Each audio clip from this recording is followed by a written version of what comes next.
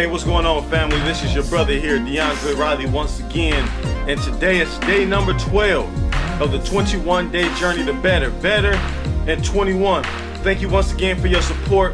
Stay connected, continue to join, continue to encourage others to join the movement. Go to DRspeaks.org, share the information, definitely would appreciate it. Listen, today's subject is a question that I have for you, and it is, what's in your hands? Because listen, we've been talking about making a difference. We've been talking about inspiring. We've been talking about impact in these last few videos. We've been talking about sharing what it is that we have with the world. And some people, they are a little bit confused as to what it is that they may have to offer to the world. Oftentimes we have been put on assignment. God has given us a call towards something. We have certain desires and certain things that we want to accomplish. We know what we want to do. There are certain things that people are telling us that maybe we should be getting involved in. And you know how it is when people come to you and say, you know what, it'd be good if you did this, or you should write a book, or you should apply here, or you need to start a business doing that. And oftentimes we look at ourselves and we try to figure out what it is that we have. How is it that we can do it? But the question I have for you is, what's in your hands?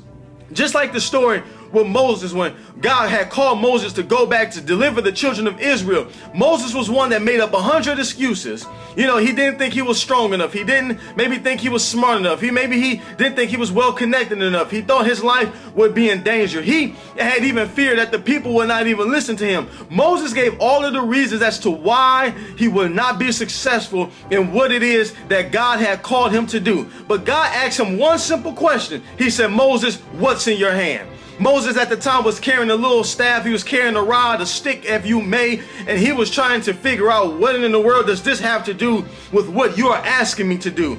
But God has told Moses what was actually in that rod. He has shown Moses that there was more to it than meets the eye. Now listen, I got a couple things I want you to be aware of, and then I'm finished. I'm out your way. Number one, you must work with what you have. Work with what you got.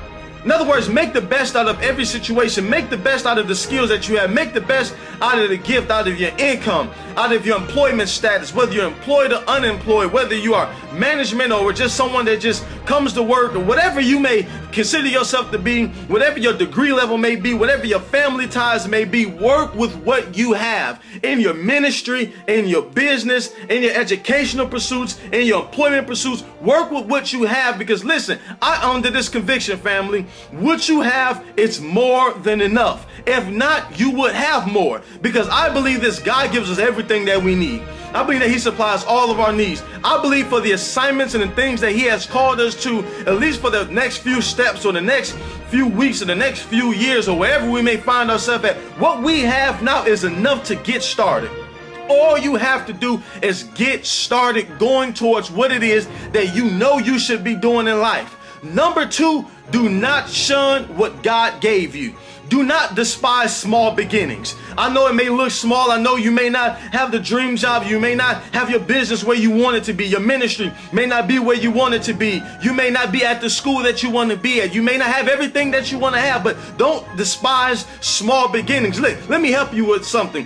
15 years ago, Google, they started in a garage. Now, every time you think about something you want to find out, you go to Google. Just 15 years later, a multi-billion-dollar company, but they started small. Apple, they started small. All of these major companies started small. People, they started small. So don't despise where you are right now, because you are going somewhere. So see the big picture. See yourself in the future. And as I talked about before, have a vision. Understand and realize where you're going. And don't underestimate what you have or who you are, because what you have and who you are is much greater than what you may give yourself credit for. What you have and who you are the things that can be used to make an impact. What you have and who you are the things that can be utilized to change this world and to help bring freedom to so many people, bring change to so many people, make an impact in the lives of so many around you because of who you are. So listen, this is my question. What's in your hand? What is it that you have right now that can make a difference? Get out there, use it, go for it in your vision, go for it in your dreams, and you will accomplish what it is that you have, because you simply utilize what it is that you have. 21 days to better in 21. Peace, D.R.Speaks. Be blessed.